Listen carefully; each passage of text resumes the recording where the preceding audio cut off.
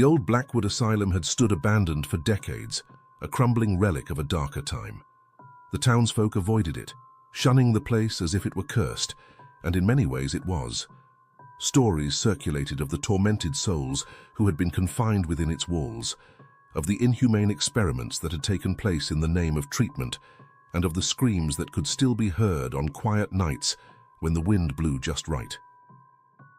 But for a group of friends, Tom, Lisa, Eric, Sarah, and Mike, the asylum was a challenge, a place to test their courage and curiosity. They'd grown up hearing the tales, but they didn't believe in ghosts or curses. They were thrill seekers, and the asylum was the perfect place for a night of excitement.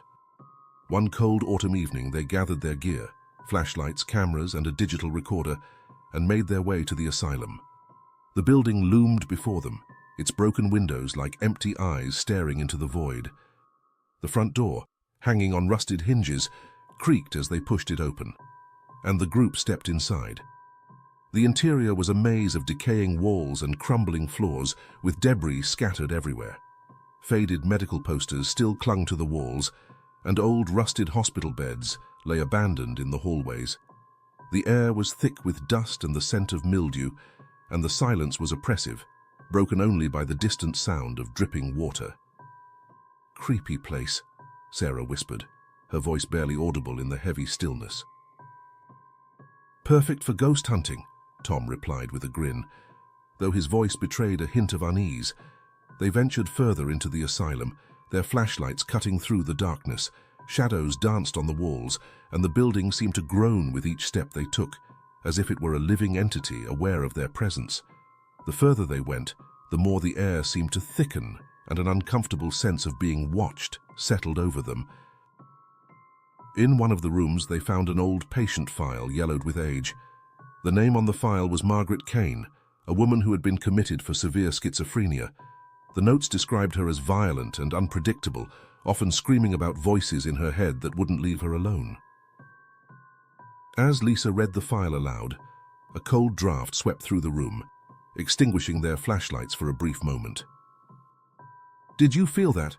Mike asked, his voice trembling slightly. "Just the wind," Eric replied, though he didn't sound convinced. They continued exploring, their nerves on edge.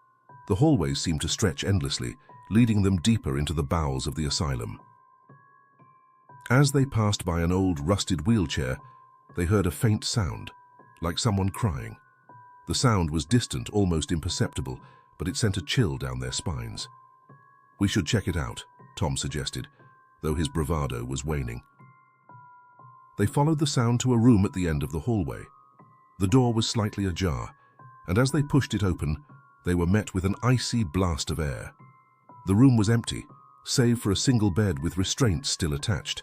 The crying had stopped, replaced by a soft, whispering voice that seemed to echo off the walls. "Leave. Please, leave."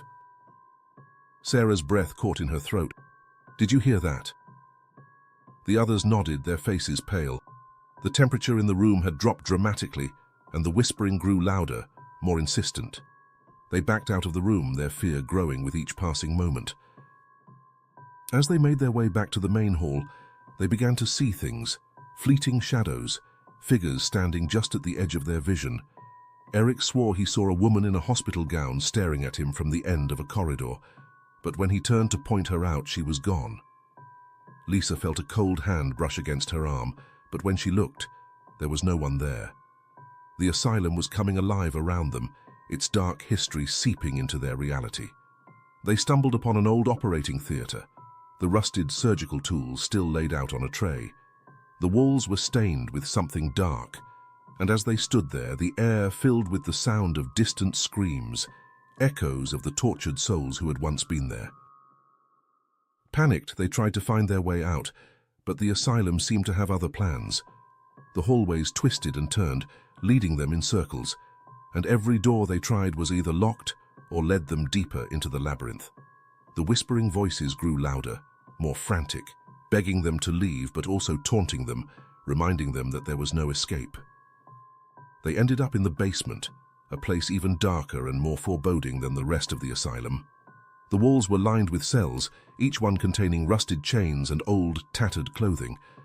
The air was thick with the stench of decay, and the whispers were deafening now, a cacophony of voices screaming for release. In the center of the room was a large iron door, its surface covered in scratches and dents, as if something had tried to claw its way out. With trembling hands, Tom reached for the handle, but before he could open it, the door burst open on its own, revealing a darkness so complete that it swallowed the light from their flashlights. From the darkness emerged figures, ghostly apparitions of the patients who had once been confined here. Their faces were twisted in pain, their eyes hollow and empty. They reached out to the group, their hands passing through them like mist, yet leaving a burning cold in their wake. "Help us," they whispered. "Free us. Tay."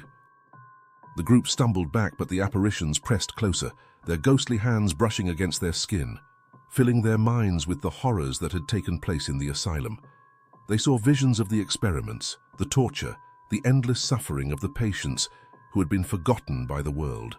The weight of the asylum's dark history bore down on them, driving them to the brink of madness. In a final desperate attempt to escape, they ran, their minds clouded with fear and confusion.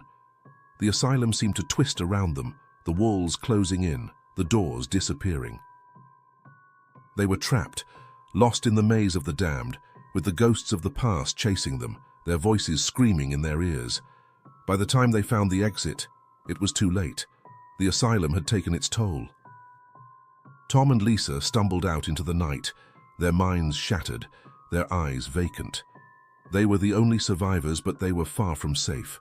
The ghosts of the asylum had followed them, their whispers now a permanent fixture in their minds. The townsfolk found them the next morning, wandering aimlessly near the asylum's entrance, their faces pale, their bodies trembling. They spoke of the horrors they had witnessed, of the spirits trapped inside, but their words made no sense. They were deemed insane, just like the patients who had once been confined to the asylum. And so, the cycle continued. The asylum remained, a dark, decaying monument to the horrors of the past, waiting for the next group of foolish souls who would dare to enter its haunted halls, only to join the ranks of the damned within.